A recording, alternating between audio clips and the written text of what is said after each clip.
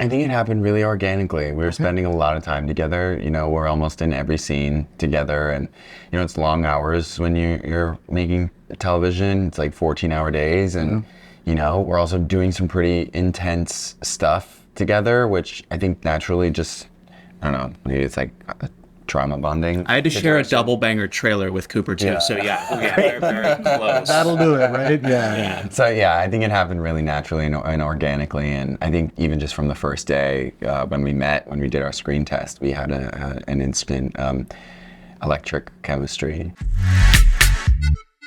Nicholas, Cooper, thank you both so much for sharing your time with us today. Thank you. It's so great to be sitting next to both of you because we've been living with you both through a screen for the last few weeks seeing this show. And you both are so incredible at it. Oh, yeah. So to be sitting here with you today, we're so grateful. We're so thankful for your time and for getting Milli Vanilli stuck in our head for Girl, the rest of the year. It's true. Yeah. I've had to deal with it for the last year, so I'm just glad, that people have to share in that. Yes, Yeah. that and Ice Ice Baby definitely are now in our heads. Yeah, it's part of us now. We'd just love to know, what was that first conversation like with Ryan about what the show is going to be? What questions did you have for him about the direction for your characters and the direction that he wanted to take the story? I remember after reading the first 5 scripts, I called him and I was like, I have to cry a lot. Yeah. I was like, we're gonna have to find a lot of different ways to cry. No, he was super excited and just, heard us out, and we got to talk about everything and have really, really good conversations. He was so encouraging, just had such a strong belief in me, and that felt really, really good. Nicholas, how about for you? Ryan sort of just sets you on a path, right, with the scripts that he's writing and then the world that he's building, and then you do the research on your end, and then you just sort of let all the other creatives involved kind of guide you through that process. And he's really meticulous with the people who he chooses to work with, both in front of and behind the camera. So it's kind of like going into free fall a bit, you just get dropped into this world and then you see what happens. Obviously, playing brothers means that journey of getting to know each other must have been really interesting. And how did you guys kind of build that trust with each other when you're getting this show together? I think it happened really organically. We were spending a lot of time together. We're almost in every scene together, and it's long hours when you're making television. It's like 14-hour days, and we're also doing some pretty intense stuff together, which I think naturally just, I don't know, maybe it's like a trauma bonding. I had to share a double banger trailer with Cooper too, so yeah, very, very close. That'll do it, right? Yeah. So yeah, I think it happened really naturally and organically, and I think even just from the first day when we met, when we did our screen test, we had an instant electric chemistry. So It shows. It definitely shows. Oh, thanks. Yeah. When you're preparing for a role like this, I know you got to speak with Lyle and Erik, or you spoke with Erik on the phone before the premiere. Or spoke with both of them, yeah. And then you, after the show premiered, you got to actually go visit with Kim in the prison. Yeah. What was that experience like for you after living with this character, now meeting this person, right? So rewarding and life-changing. I knew I'd wanted to meet them for a very long time, and we got to go down for a really amazing meeting, event type thing. They were going to present to us this green space project that the two of them have been spearheading for a long time now, and so that was really inspiring, and yeah, it was just amazing to just give him a hug and look him in the eyes and tell him I believed him, and I did everything I could to portray him as authentically as possible. So super rewarding and inspiring. Yeah. Did it like ever kind of recontextualize the journey that you went on playing, this person in a show, and now did you come away feeling differently after meeting?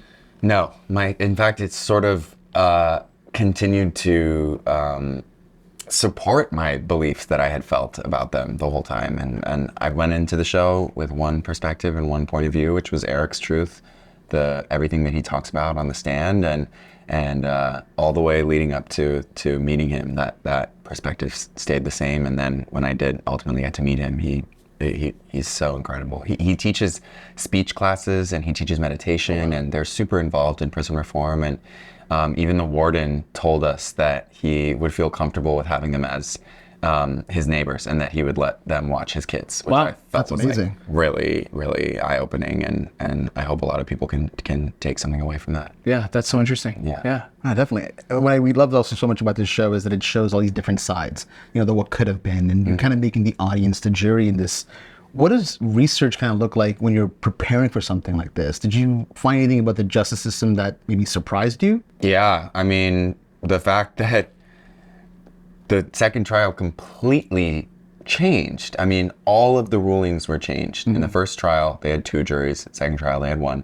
No cameras in the second trial, cameras in the first trial. They didn't allow any of the evidence of sexual abuse to be admissible into the second trial. Exactly. So from our perspective, I mean, the judge crucified them by putting those restrictions on. Yeah, and he wouldn't let the defense use imperfect self-defense, which was their entire story and their truth. So I think that was pretty messed up by the justice system, and I didn't know that the justice system had the power to do something like that. Right. It seems like it's like kind of unholy.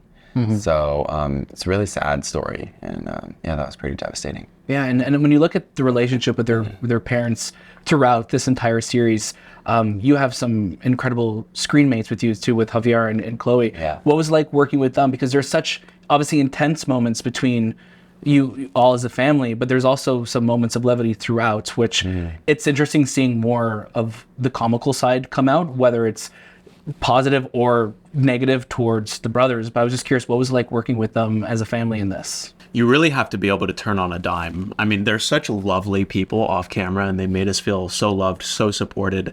And then once you get into the scene, you have to be present. I mean, you're just not going to survive in a scene with Javier Bardem and Chloe Sevigny unless you're being present and you're open to all of the different ideas that they have for the scene and everything that they might throw at you. I mean, with every scene that we did, I think that every take was truly different. They found a different shade, a different color, and so staying reactive in that moment was pretty key. Is there like a piece of advice that they kind of gave you that really stuck with you throughout that production? I remember Javier kind of saying on our first day with him, there was a really intense scene that Nicholas and I became very emotional afterwards or while we were shooting it. And, he reminded us that it's a marathon and it's not a sprint. And so I kind of took that to heart and also sort of was like, I do also want to give every scene, every moment, everything that I have. And I hope that came across, and I think at the end that's why I was so exhausted. Yeah, I believe in it. I think especially when you see, it's interesting now speaking to both of you, having the show out in the world as well too. So you've seen how it's been received, and I just think of like those final shots of you splitting apart. Like, how did you both leave after completing shooting on this? Like, where were you both? Like, I just like, okay, we're done with this now. Yeah. We're leaving this behind. Like, it was very much like the imagery of that. I was feeling that as well too. Totally. I think the last day was, I got really sick. I caught a cold. I think just from the past 6 months, and I was so exhausted that last day was kind of. I just remember sort of being like, not even. I was sort of like incoherent in a way, which I think worked for the moment because they were pulled out of their cells at 3 a.m. and put into a car in a van that you don't know where they're going. So it sort of felt right for the moment, and I just went with that. It was really the day before that it was their last day on the stages, and those stages, Sunset Gower, really became like my home for 6 months. And so I remember like when we were done, I cleaned out my trailer and I walked around the stages and just sobbed and said my goodbyes, and that was really like my goodbye. So yeah. Well, for you. Oh my gosh, sorry, Nicholas. I'm calling you Lyle. Nicholas, that in that character. For you, like leaving that character behind. Yeah. Look, Lyle is a really, really interesting character with a lot of different layers, and it was a privilege to be able to explore him for 6 months. And you do become deeply attached to these characters that you play because you want to try to understand them from as empathetic a place as you possibly can. And so to have to finally say goodbye, there was a difficult aspect of that. Yeah. The episode The Hurt Man was such a, it's something that we've just never seen before. And I don't know if time was flying by while watching it or we were stuck in it. What kind of went into making that episode the way that it was? I mean, I just did a lot of work on it. I read it every day. I had the script for a long time. I got that script when I was cast back in June, and we didn't shoot it until the end of March. So I had a lot of time with it. I took it everywhere I went. I read it every day, read it before I went to bed, and it just became this thing that I was constantly thinking about. And it actually really is the backstory of the entire character. It's like that's the backbone of Erik, and so I think that sort of became my prep for the entirety of the show. And then, yeah, I mean, Ari and I, we read it together one time at the house that she was staying at, and we sort of did just a very calm, non-acting read of it. And then, yeah, we had one rehearsal, and after the rehearsal, luckily enough, everyone was very moved by it, and Michael was just like, okay, Michael Uppendahl's our director. He's just like, okay, let's shoot it. And then we did it in over 2 days. The first day we did 4 takes. The second day we did 4 takes, and then they chose the very last take.